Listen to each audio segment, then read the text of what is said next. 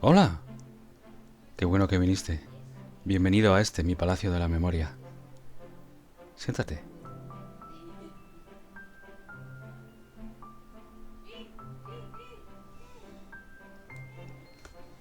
Bueno, estaba aquí tomando unos apuntes.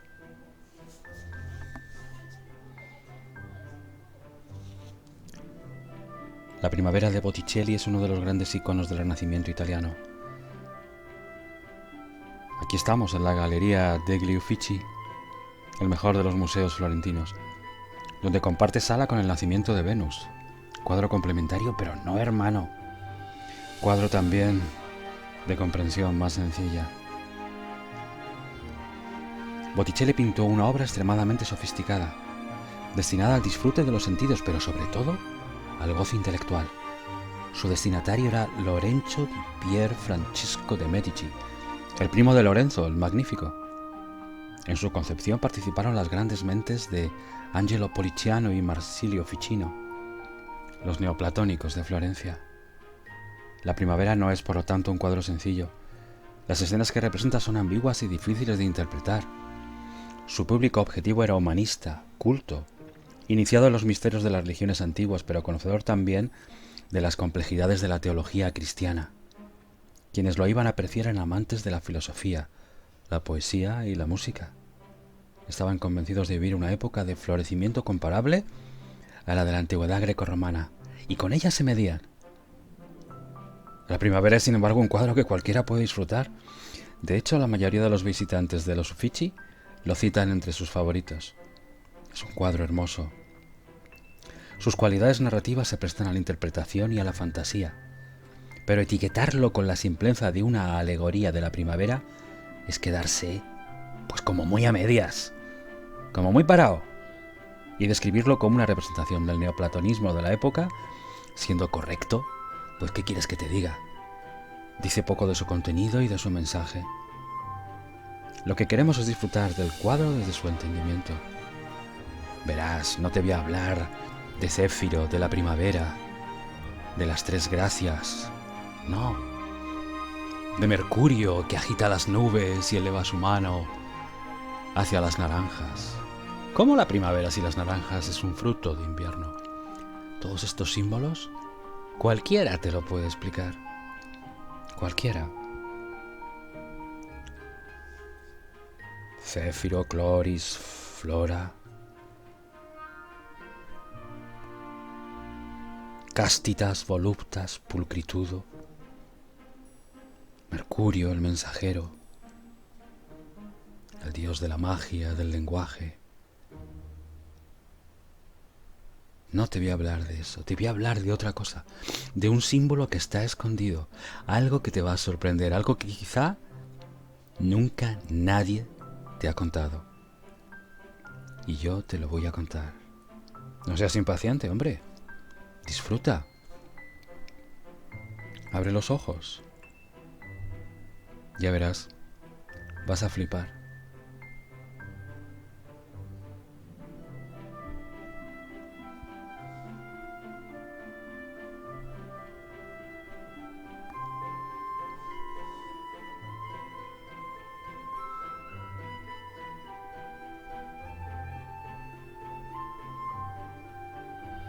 ¡Hey! ¿Quién tenemos aquí? Pero sí es Cupido. Lanza su flecha con pasión.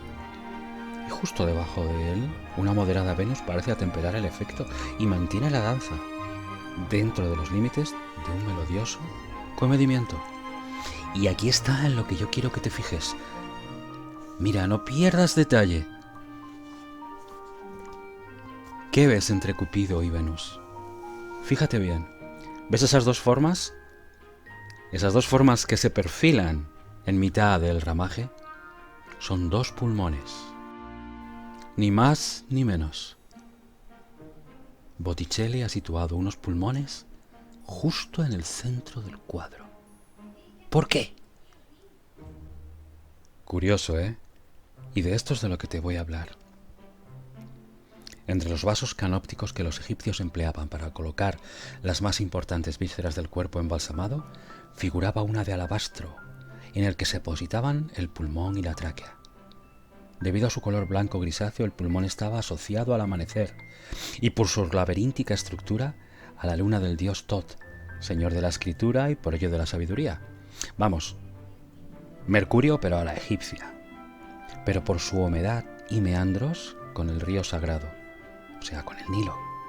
No obstante, estas aproximaciones analógicas, en cierto modo tangenciales, lo que maravilla a los fisiólogos y anatomistas egipcios era la curiosa similitud que se entre la forma del pulmón y un árbol invertido, de donde también Osiris, el dios muerto y resucitado, residía entre los alveolos pulmonares, como ese Cupido y esa Venus.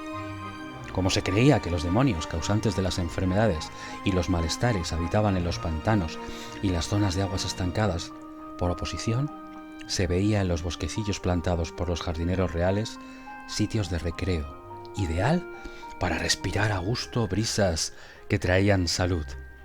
Entre ellos, el árbol interno, formado, como te decía, por el pulmón y la tráquea. Parecía ponerse de acuerdo, actuar en sincronía con las especies extremas, limoneros, laureles, tamarindos y palmeras. Mucho antes que Paracelso y los médicos del Renacimiento, los egipcios contrastaron que la enfermedad entra a nuestro cuerpo, la mayor parte de las veces, por el aire que respiramos. Es como si Botticelli supiera del libro de las respiraciones egipcio, que si bien no reemplaza en las tumbas hipóstilas de las pirámides al llamado libro de los muertos, sí sostenía que sabiduría, longevidad y respiración eran una tríada sostenida hasta cierto punto por la voluntad. También los maestros hindúes y taoístas chinos mantienen que en el pranayama, o arte de respirar, bien subyace la mitad del camino de autoconocimiento. Se dice en la Biblia: quien conoce su aliento, conoce a su Señor.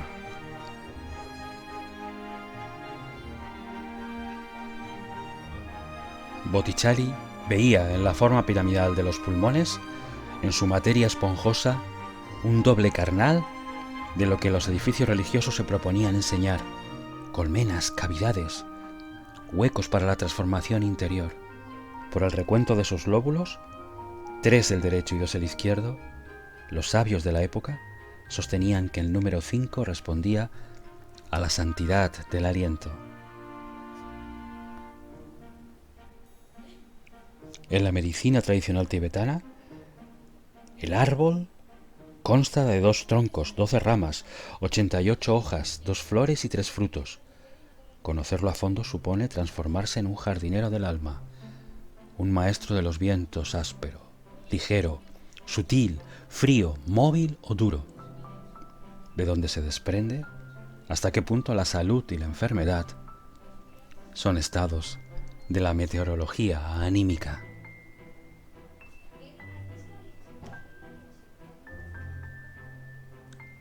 Esto lo sabía Botticelli, y esto intentó decírnoslo con el pincel y con el soplo eterno.